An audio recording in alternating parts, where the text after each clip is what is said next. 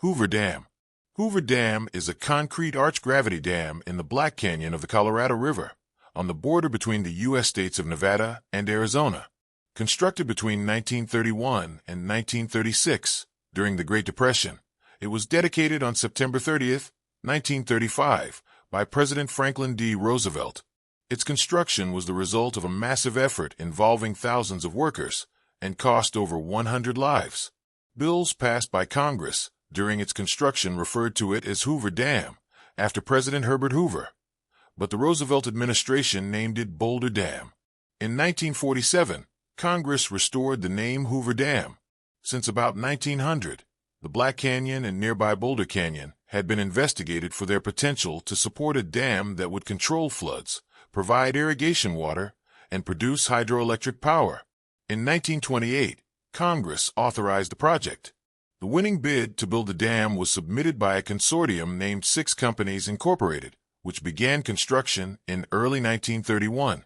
Such a large concrete structure had never been built before, and some of the techniques used were unproven. The torrid summer weather and lack of facilities near the site also presented difficulties.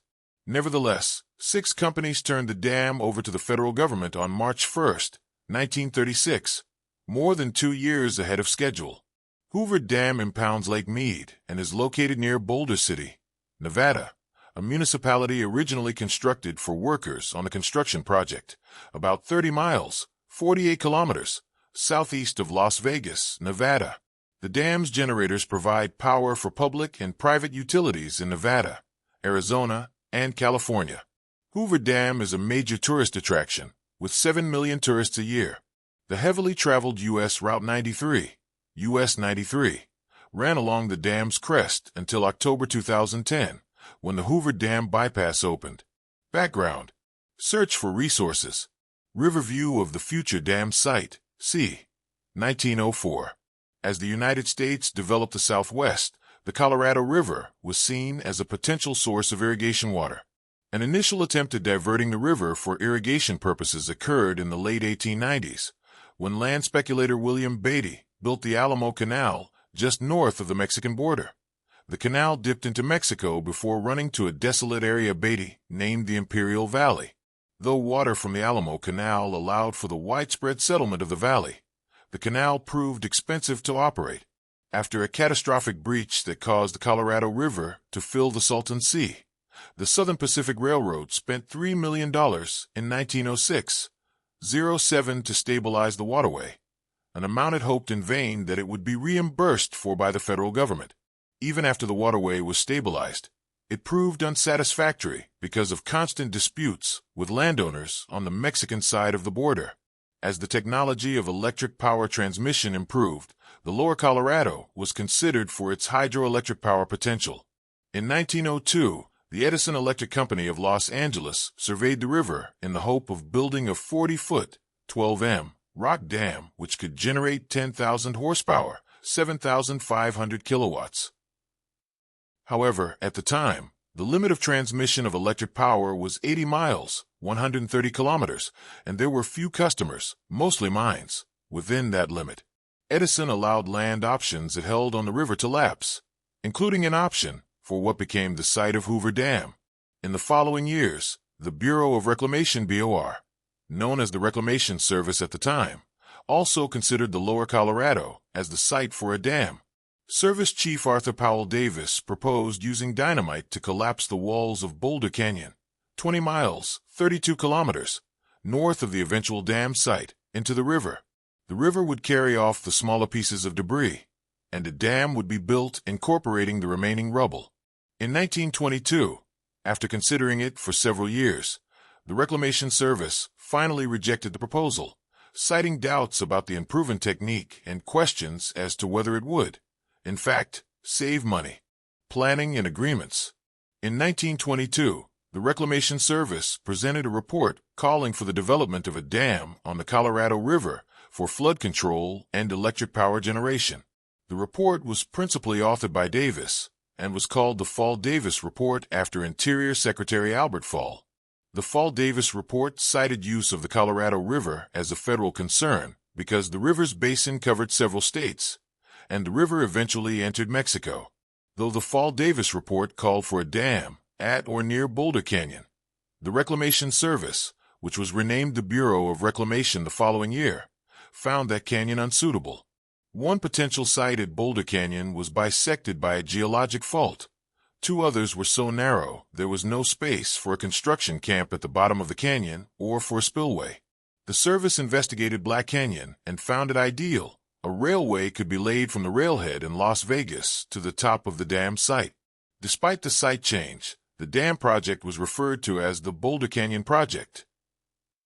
Sketch of the proposed dam site and reservoir, c. 1921.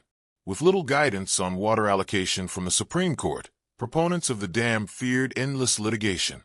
Delph Carpenter, a Colorado attorney, proposed that the 7 states which fell within the river's basin, California, Nevada, Arizona, Utah, New Mexico, Colorado, and Wyoming, form an interstate compact with the approval of Congress.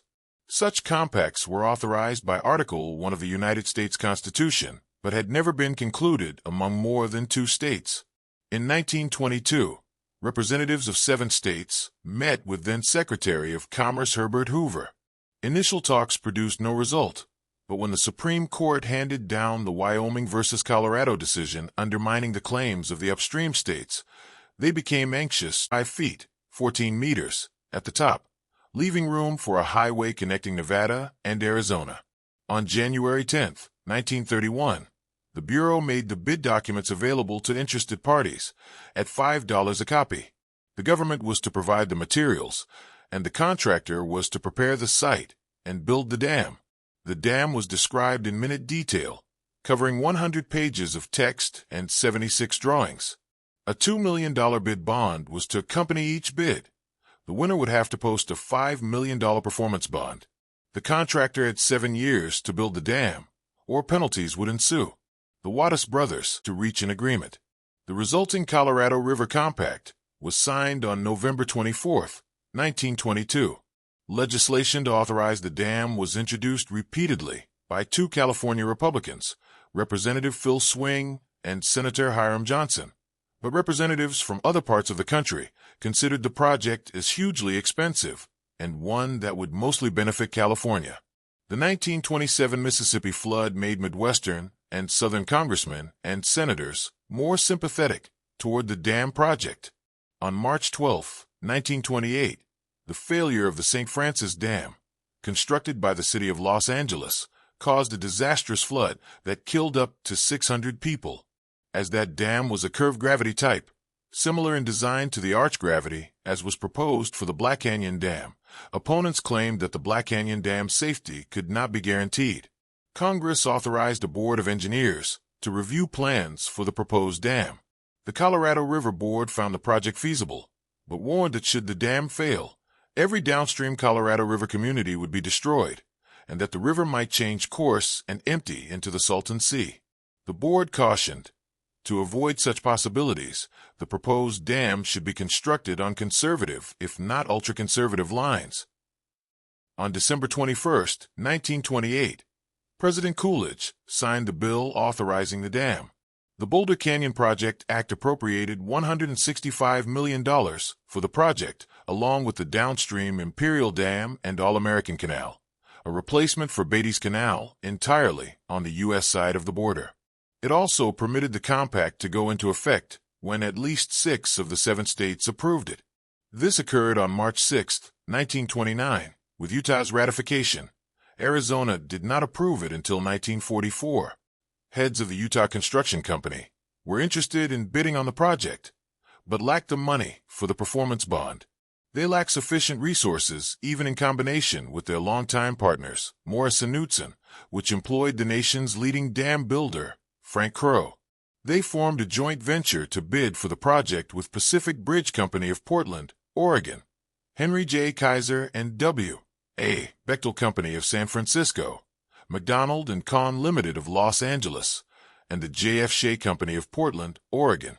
The joint venture was called Six Companies Incorporated. Design, preparation, and contracting. Even before Congress approved the Boulder Canyon project, the Bureau of Reclamation was considering what kind of dam should be used.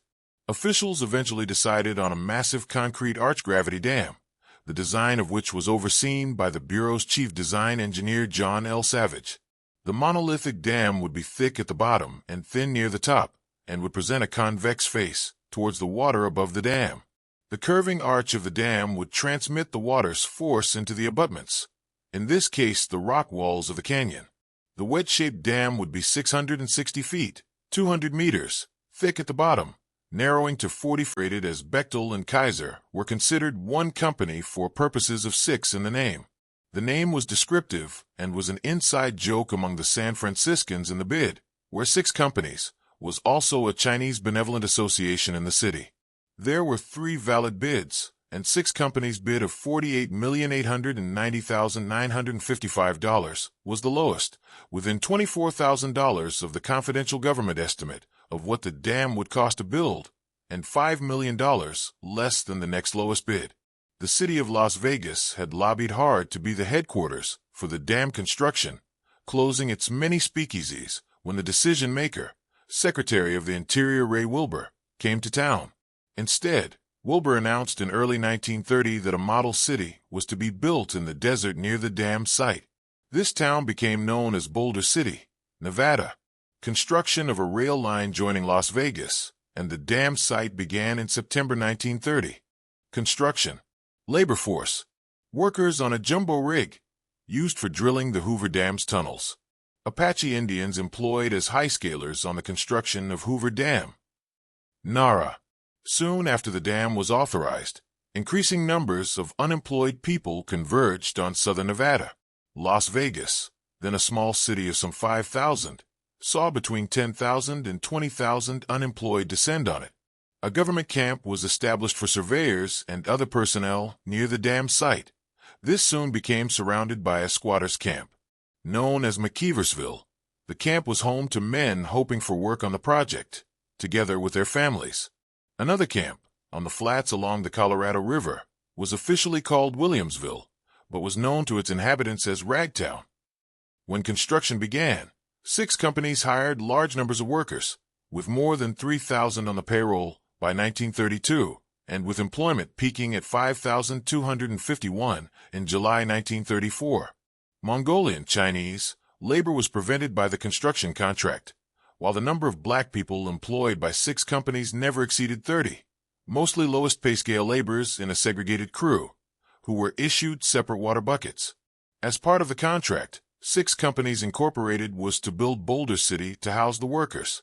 The original timetable called for Boulder City to be built before the dam project began, but President Hoover ordered work on the dam to begin in March 1931 rather than in October. The company built bunkhouses, attached to the canyon wall, to house 480 single men at what became known as River Camp.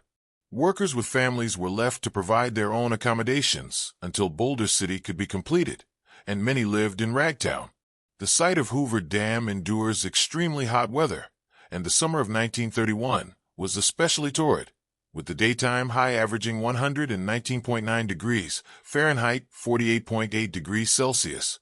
16 workers and other riverbank residents died of heat prostration between June 25 and July 26, 1931.